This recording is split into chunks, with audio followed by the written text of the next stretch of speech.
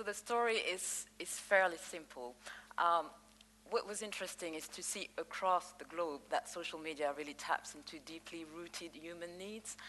It's a safe place for people to exist, to enhance their everyday life, obviously, to become famous, of course, as we all know, but it's also a place where you can really tap into the primal need of belonging to a social unit and share your feelings with friends. So you've got different types of friends, obviously. You have true, solid connections with solid friends, but you can also have, more loose connections with liquid friends. But all those serves different purposes, like sharing with true friends is almost therapeutical, whilst, sharing with loose friends as, is a measure of your social success, and the more friends you have, the more famous you are. But the third important thing as well to note is that social media is a very social, efficient medium in the sense that at a very limited cost, you can be a better person, a better child, a better friend. It's just, you post some pictures of your grandchildren and your grandmother is happy or your parents are happy with it, and so on. And the social efficacy is quite interesting on this medium. You remember in 1964, Marshall McLuhan, in Understanding the Media, said what's important when a new technology arrives, a new medium, it's less about the content that is delivered on the new medium. It's how it affects society when you look deeply at the main characteristics of the medium. And so that's what's important. People say things in different ways, in good, bad ways, but how does it really affect, our society?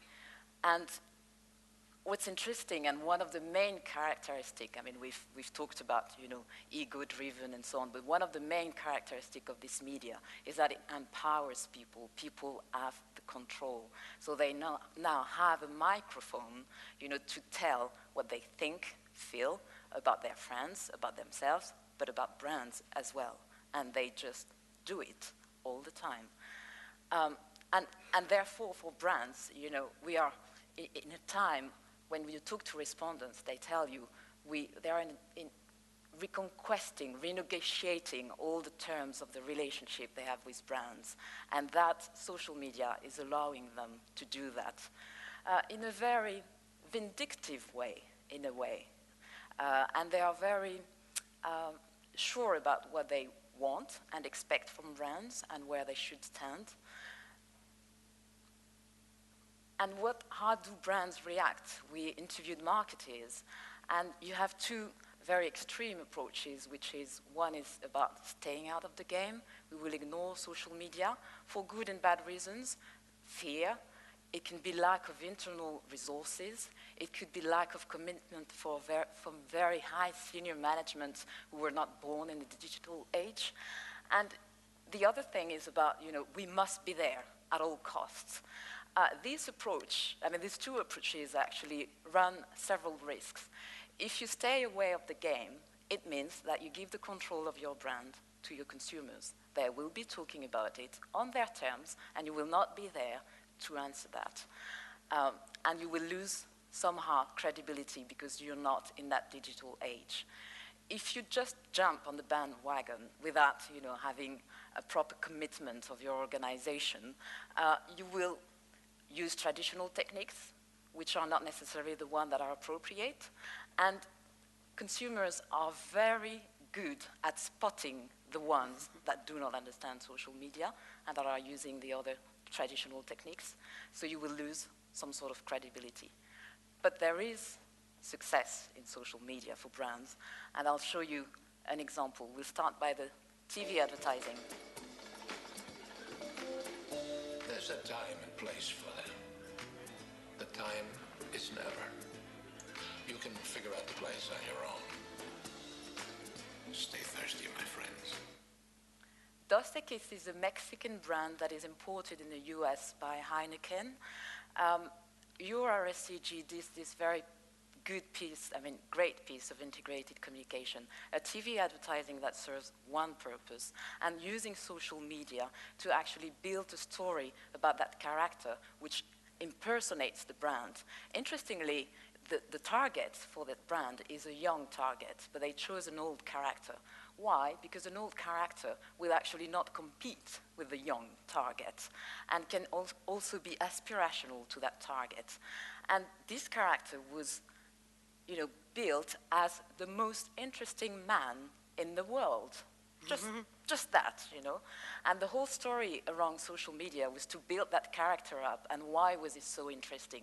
Was not without saying too much, but doing a lot of things like the most interesting academy where this character would give you, life lessons and with small nuggets that will help you as a teenager or as a young person to understand how to become a mature man and be much more attractive to ladies, obviously.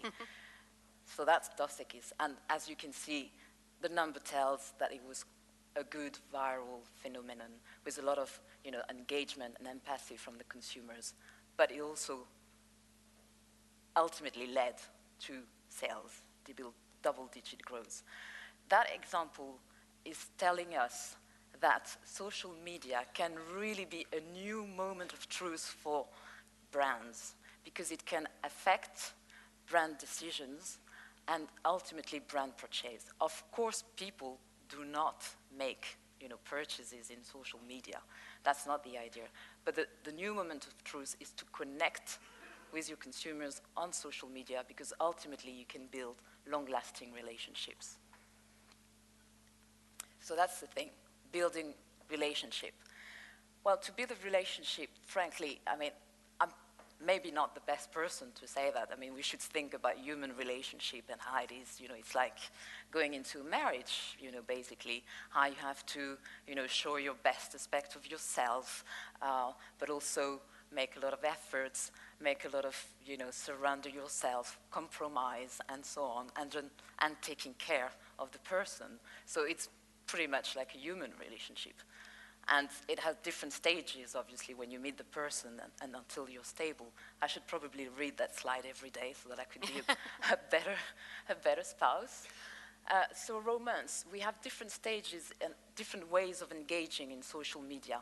And this is driven by what the consumers have told us.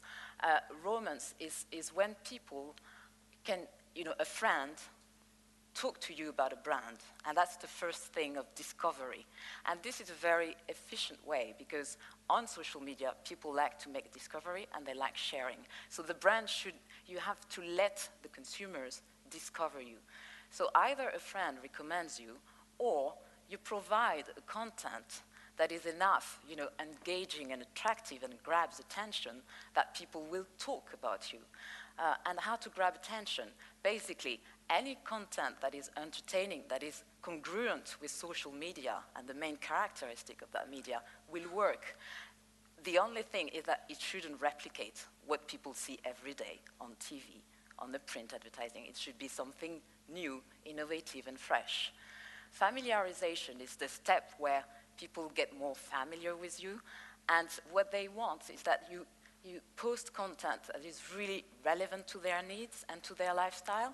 So we've got this respondent in Brazil with a football fan, and he says, I follow Nike because they are the ones who post the most interesting football videos on Facebook, and that's why I follow them. So it's something that is very relevant to them. And people like to talk to people because they share with their own friends. And so you need a face, you need a human face. When we did the study, it was very interesting because someone said, oh, Firefly Millward Brown is a girl called Rosanna. Yes, we have people, we have real people, and we say it. It's important to impersonate and to have a human face of your company, of your brand, that can answer, on social media. It's also important to have experts. A lot of respondents have spotted the fact that most of the brands use, not most of them, but a lot of them use people that are too young, that don't really know the brand, that are probably good tech people, but I don't know the brand, and they want to talk to experts because they have questions about the brands and they want really people to, to know about them. Then there's the power struggle. Well, consumers expect the brands to be quite candid in a way and to accept with humility that, they can be criticized. And criticism, as I said, is quite regular on social media. And so they wouldn't like a brand who would, get rid of the negative comments, but they will appreciate a brand that takes that on board and that is able to say, even to say, well, this is not what we do, we are about this, la la la, but not, explaining and being open and transparent, and obviously consistent with what is being done, around. The stability is really when people started to talk about a brand and when they talk with the brand. So they are now able to share, to have a dialogue with the brand and share, what they think of the brand, and the brand accepts those comments and, shape the brand with them, co-create with them, with the consumers. And we found examples, across the globe.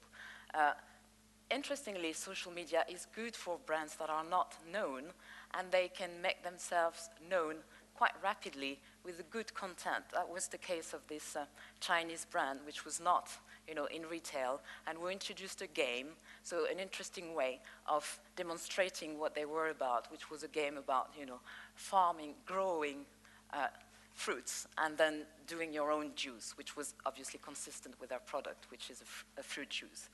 In the UK, people said, we like the Facebook application because we can choose our personal content on it and we can follow our best artists. In Colombia, a Mexican brand, Ciputo, is tweeting with a personal name to the consumers and answering any question they have. In South Africa, Woolworths is able to, as an army, a team of people who continuously update the Facebook page and ask the consumers, what do you want us to talk about? What should be our next competition, and so on. So these are good examples. It's, consumers are now in control. Social media is affecting the way consumers talk about brands right now. It works. It is a difficult task to engage consumers on social media, but with the growing importance of social media, it is a place that we cannot ignore any longer. There is no choice. There is probably no alternative to social media. Thank you.